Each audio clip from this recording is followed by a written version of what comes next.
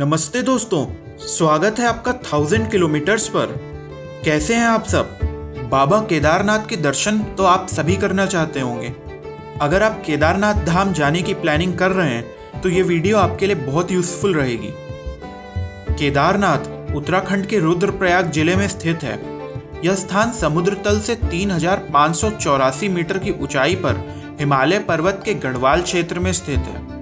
केदारनाथ को हिंदुओं के पवित्रतम स्थानों यानी कि चारों धामों में से एक माना जाता है और धार्मिक ग्रंथों में उल्लेखित 12 ज्योतिर्लिंगों में से सबसे ऊंचा ज्योतिर्लिंग यहीं पर स्थित है।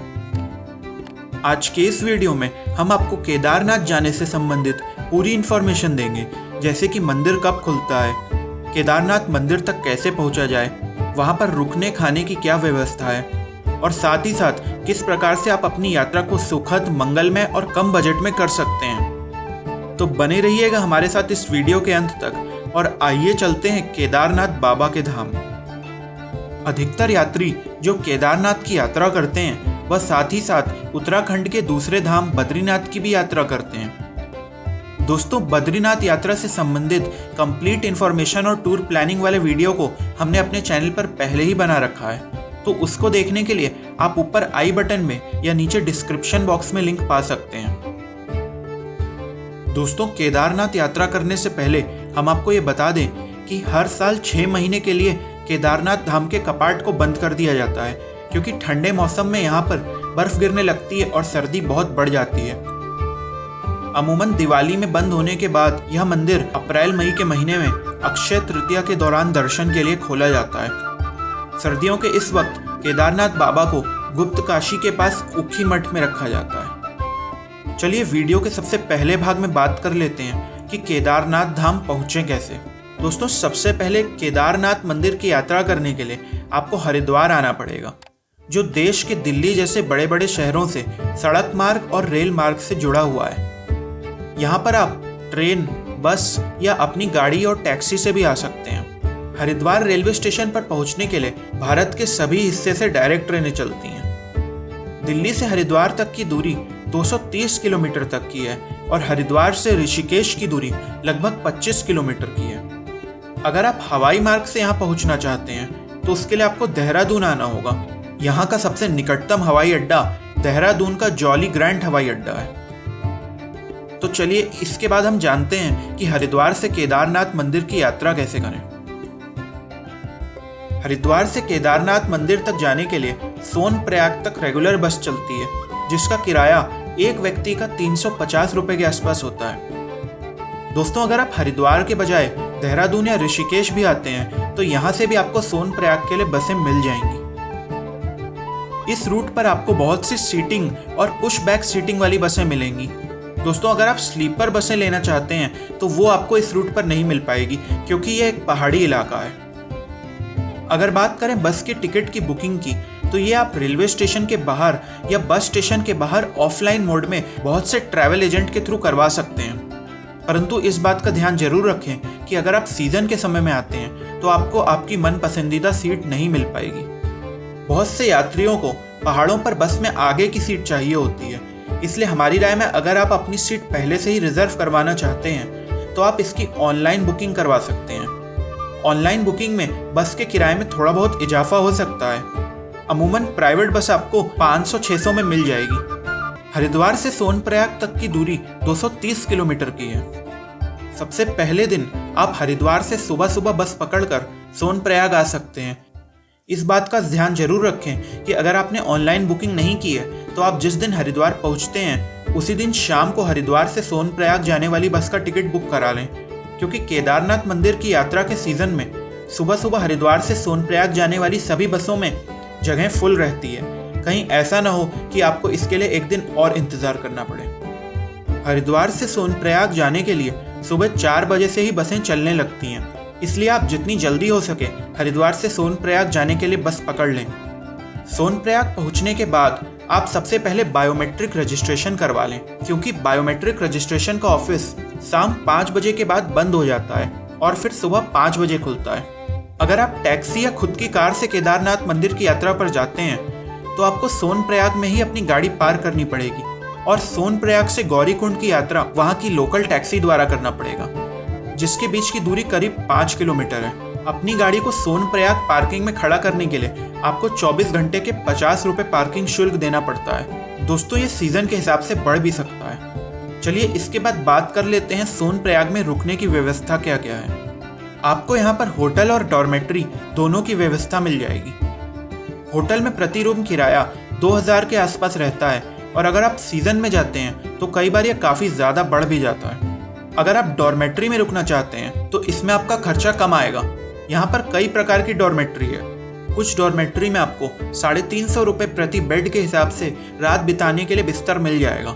और वहीं अगर आप उससे भी कम बजट का ऑप्शन ढूंढ रहे हैं तो यहाँ पर बहुत सी डॉर्मेट्री ऐसे भी हैं जहाँ पर आपको एक हॉल में 200 से 250 रुपये के आसपास प्रति व्यक्ति लेकर गद्दा, तकिया और कंबल या रजाई मिल जाती है, जिससे आप आराम से अपनी रात बिता सकते हैं। अगर खाने पीने की बात करें तो यहाँ पर बहुत सारे शुद्ध शाकाहारी रेस्टोरेंट आपको मिल जाएंगे। सोनप्रयाग से गौरीकुंड जाने के लिए आप सुबह सुबह 4 बजे सोनप्रयाग के टैक्सी स्टैंड चले जाएं, वरना आप जितनी देर करेंगे आपको केदारनाथ मंदिर जाने में उतनी ही देर होगी।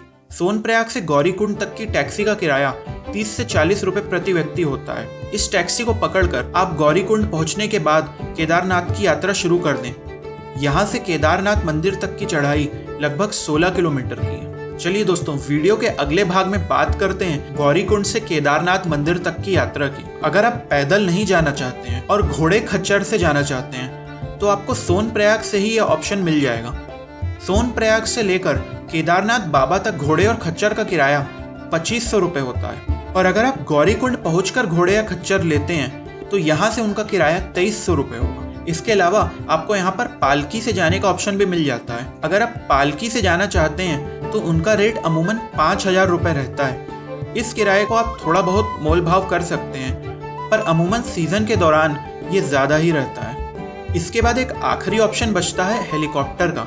केदारनाथ धाम में बहुत से हेलीकॉप्टर कंपनियां अपनी सेवा प्रदान करती हैं। हेलीकॉप्टर से जाने के लिए आपको सोनप्रयाग से 16 किलोमीटर पहले ही एक जगह पड़ती है फाटा, वहां से हेलीपैड पर से ये यात्रा करनी होती है। फाटा हेलीपैड से लेकर केदारनाथ तक का वन वे किराया 2360 रुपये है, और अगर आप हेलीकॉप्टर से ही वापस भी आना चाहते हैं तो 2 वे किराया लगभग 4720 रुपये पड़ता है। दोस्तों, हेलीकॉप्टर की बुकिंग के लिए आप नीचे डिस्क्रिप्शन बॉक्स में लिंक पा सकते हैं। अगर आपका प्लान और यात्रा डेट्स कंफर्म है तो आप पहले से ही बुकिंग करवा लें, जिससे आपको परेशानी नहीं होगी। चलिए दोस्तों, अब बात कर लेते हैं पैदल यात्रा की। पैदल यात्रा करने के लिए अगर आपको छड़ी की ज़रूरत है तो वो आप गौरीकुंड से खरीद सकते हैं। अमूमन ये आपको 30 से 40 रुपये में मिल जाती है। अगर आप जुलाई अगस्त में यात्रा कर रहे हैं तो अपने साथ में एक रेनकोट या छाता ज़रूर कैरी कर लीजिएगा, जिससे आपको काफ़ी सहूलियत प्राप्त होगी। इसका तापमान काफ़ी कम होने लगता है, इसलिए अपने साथ गर्म कपड़े भी रखें। इसके बाद हमें भगवान शिव की जय जयकार करते हुए केदारनाथ मंदिर की चढ़ाई के लिए प्रस्थान करना है। रास्ते में जगह जगह पर आपको पानी और खाने के लिए रेस्टोरेंट की व्यवस्था कराई गई है। रास्ते में आपको जगह जगह पर बाथरूम की व्यवस्था भी मिल जाएगी। इससे आपकी यात्रा और सुखद रहेगी। अगर आपको कोई स्वास्थ्य संबंधित प्रॉब्लम होती है, जैसे ऑक्सीजन की कमी या और कुछ, तो आपको जगह जगह पर चिकित्सा सुविधा या फर्स्ट एड सेंटर भी मिल जाएंगे।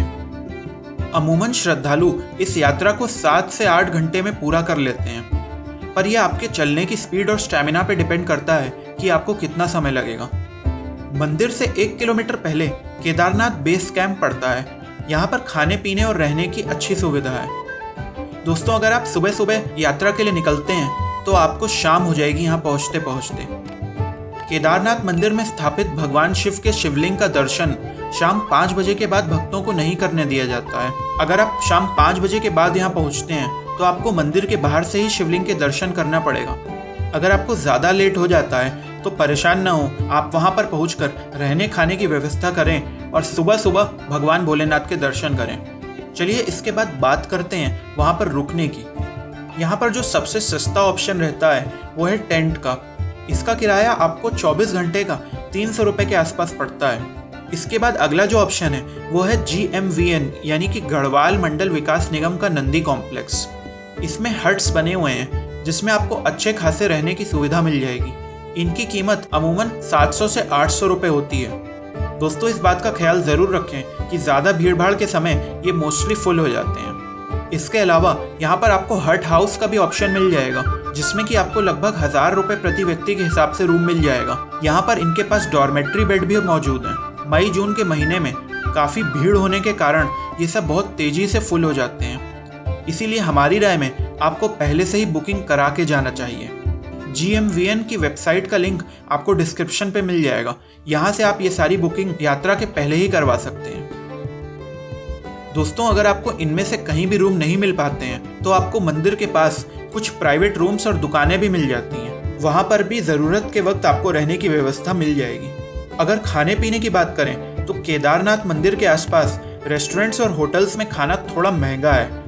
यहाँ पर आपको ब्रेकफास्ट का 100 रुपये और डिनर या लंच का 150 से 200 रुपये देना पड़ सकता है। बेस कैंप पहुंचकर आप रात में खाना खाने के बाद सो जाएं और सुबह जल्दी उठकर भगवान केदारनाथ के दर्शन के लिए चले जाएं, क्योंकि मंदिर के बाहर सुबह 3-4 बजे से ही दर्शन के लिए लाइन लगनी शुरू हो जाती है।